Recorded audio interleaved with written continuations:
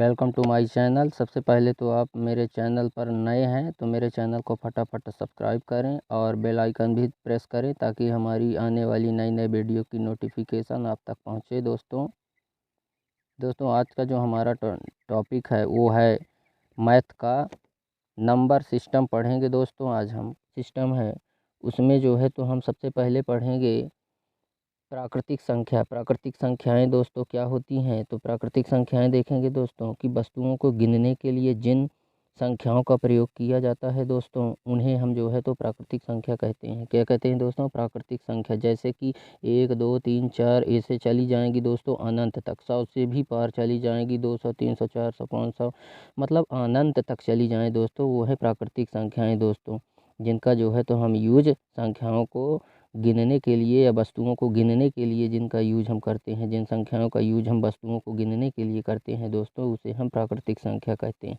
Next देखते हैं दोस्तों पूर्ण संख्या। पूर्ण संख्या क्या होती है दोस्तों? पूर्ण संख्याएं देखते हैं दोस्तों कि प्राकृतिक संख्याओं में शून्य को सम्मिलित करने पर, ठीक है ना। देखिए दोस्तों जो हमें जो हमारी जो पूर्णांक संख्याएं हैं दोस्तों की 1 2 3 4 ये हमारी पूर्ण संख्याएं हैं जो एक से जो है तो अनंत तक जाती हैं। तो जब हम पूर्ण संख्या में 0 को जोड़ देंगे दोस्तों, शून्य को जोड़ देंगे दोस्तों, तो वो हो जाएंगी पूर्णांक संख्याएं दोस्तों, जैसे कि 0 1 2 3 आदि, ठीक है ना। नेक्स्ट देखते हैं दोस्तों तीसरी जो है वो है तीसरी है दोस्तों पूर्णांक संख्या। पूर्णांक संख्या क्या होती हैं दोस्तों? प्राकृतिक संख्याओं में जब हम 0 एवं ऋण दोनों को जोड़ें दोस्तों, जब हम 0 एवं ऋण को सम्मिलित करें तो उसे हम जो है तो पूर्णांक संख्या कहते हैं। जैसे कि -3 -2 -1 और 0 1 2 3 प्लस में रहेगा दोस्तों, ठीक है। किस में रहेगा दोस्तों? प्लस में रहेगा। जैसे ये -3 है, -2 है, -1 है, 0 है, 1 2 3 है दोस्तों, अनंत तक चला जाएगा दोस्तों, ठीक है ना। तो उसे हम जो है तो पूर्णांक संख्या कहते हैं। नेक्स्ट देखते हैं दोस्तों चौथा नंबर जो है वो सम संख्या। सम संख्या क्या है दोस्तों? वे संख्याएं जो 2 से पूर्ण रूप से जो है तो विभाजित हो जाती हैं वो सम संख्या कहलाती हैं। जो 2 से पूर्ण रूप से कट जाएं, 2 से जो है तो पूरा भाग चला जाए दोस्तों, उसे हम सम संख्या कहते हैं। जैसे कि 2 हो गया, 4 हो गया, 6 हो गया, ठीक है ना, आदि संख्याएं। विषम संख्या क्या होती है दोस्तों? वे संख्याएं जो 2 से पूर्ण रूप से जो है तो विभाजित ना हो दोस्तों। क्या?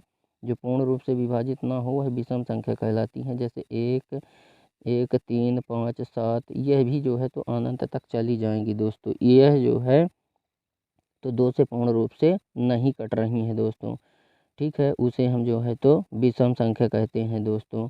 नेक्स्ट देख लेते हैं दोस्तों अभाज्य संख्याएं क्या होती हैं दोस्तों? वे संख्याएं होती हैं अभाज्य संख्याएं दोस्तों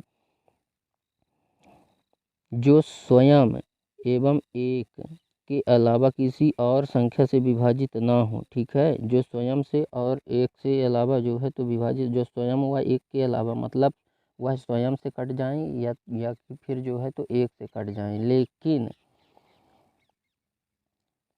वह जो है तो कटेंगी तो सिर्फ स्वयं से नहीं तो फिर एक से, उसके अलावा जो किसी भी संख्या से ना कटे वह जो है तो क्या हो जाएंगी दोस्तों? अभाज्य संख्याएं हो जाएंगी। जैसे ये है 2 है, 3 है, 5 है, 7 है, 11 है, 13 है, ये जो है तो अनंत तक चली जाती हैं दोस्तों। नेक्स्ट देख लेते हैं दोस्तों नेक्स्ट देख लेते हैं दोस्तों भाज्य संख्याएं। भाज्य संख्याएं क्या है दोस्तों?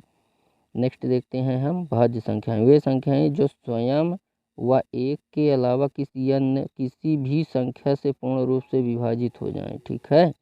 मतलब ये स्वयं व एक, स्वयं से या एक से, इसके अलावा स्वयं व एक के अलावा भी संख्याओं से पूर्ण रूप से विभाजित हो जाएं, उन्हें जो है हम भाज्य संख्या कहते हैं दोस्तों। नेक्स्ट देख लेते हैं दोस्तों जैसे 4 हो गया, 6 हो गया, 8 हो गया, 9 हो गया, 10 हो गया, ये जो है तो स्वयं व एक के अलावा भी अन्य संख्याओं से भी जो है तो कट जाएंगी दोस्तों।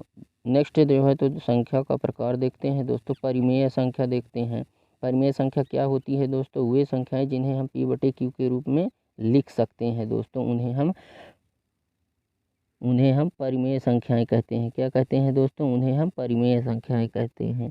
P/Q के रूप में जैसे कि 3/2 ऐसे लिख सकते हैं दोस्तों, 2/3 इस तरीके से जिसको हम लिख सकें दोस्तों, उसे हम अपरिमेय संख्याएं कहते हैं, जहां p और q दोनों पूर्णांक हो लेकिन q शून्याङ्क ना हो दोस्तों। जैसे ये p हो गया और ये q हो गया दोस्तों, ठीक है, क्या हो गया, q हो गया। तो q जो है तो शून्याङ्क ना हो, मतलब q का जो मान आए वह शून्य ना आए दोस्तों, ठीक है दोस्तों। नेक्स्ट देखते हैं दोस्तों 9 नंबर में जो है वो है अपरिमेय संख्या। वे संख्याएं जिन्हें p बटे q के रूप में ना लिखा जा सके अपरिमेय संख्या कहलाती हैं दोस्तों। जैसे कि p और q दोनों पूर्णांक हों लेकिन q शून्य ना हो, ठीक है ना दोस्तों, उसे हम अपरिमेय संख्या कहते हैं दोस्तों। नेक्स्ट देख लेते हैं दोस्तों कि वास्तविक संख्या। वास्तविक संख्या क्या होती है दोस्तों, वे संख्याएं जो परिमेय व अपरिमेय, वे संख्याएं जो परिमेय व अपरिमेय संख्या दोनों हैं, ठीक है, परिमेय भी है और अपरिमेय भी है। वे संख्याएं जो परिमेय व अपरिमेय दोनों है, ठीक है ना दोस्तों, वह वास्तविक संख्या कहलाती हैं। क्या कहलाती हैं दोस्तों, वास्तविक संख्या। क्या कहलाती हैं दोस्तों, अपरिमेय संख्याएं कहलाती हैं। जैसे 86 हो गया, 2 हो गया और ये अंडर रूट है, क्या है दोस्तों, ये अंडर रूट है। अंडर रूट 3 हो गया, 3/5 हो गया। ये जो है तो दोस्तों जो है तो परिमेय व अपरिमेय दोनों संख्याएं हैं। क्या हैं, परिमेय व अपरिमेय दोनों संख्याएं हैं दोस्तों, ठीक है। इसे हम वास्तविक संख्याएं कहते हैं। नेक्स्ट देख लेते हैं दोस्तों सह-अभाज्य संख्याएं। सह-अभाज्य संख्याएं क्या होती हैं दोस्तों, ऐसी संख्याओं के जोड़े जिनके गुणनखंड में एक के अलावा कोई भी उभयनिष्ठ गुणनखंड ना हो, मतलब एक हो और कोई उभयनिष्ठ ना हो। एक उभयनिष्ठ हो, गुणनखंड में एक उभयनिष्ठ हो, उसके अलावा जो है तो और कोई गुणनखंड ना बचे, उसे हम सह-अभाज्य संख्याएं कहते हैं। जैसे 16 और 21 में, इसमें जो है तो उभयनिष्ठ एक बच रहा है, ठीक है ना दोस्तों।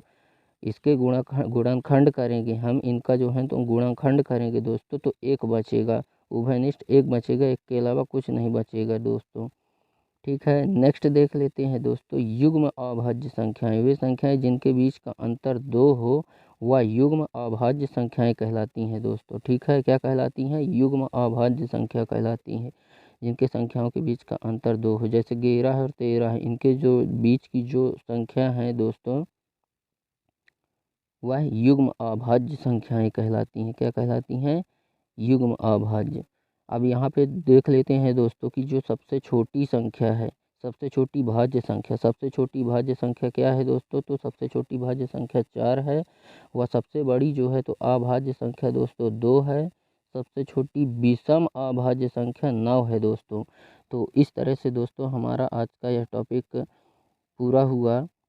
तो दोस्तों आप लोग को मेरी वीडियो कैसी लगी कमेंट में ज़रूर बताइए, और अभी तक अगर आपने हमारे चैनल को लाइक और सब्सक्राइब नहीं किया है तो हमारे चैनल को लाइक और सब्सक्राइब कर दें, ताकि हमारी नेक्स्ट आने वाली वीडियो की नोटिफिकेशन आप तक पहुंच जाए दोस्तों।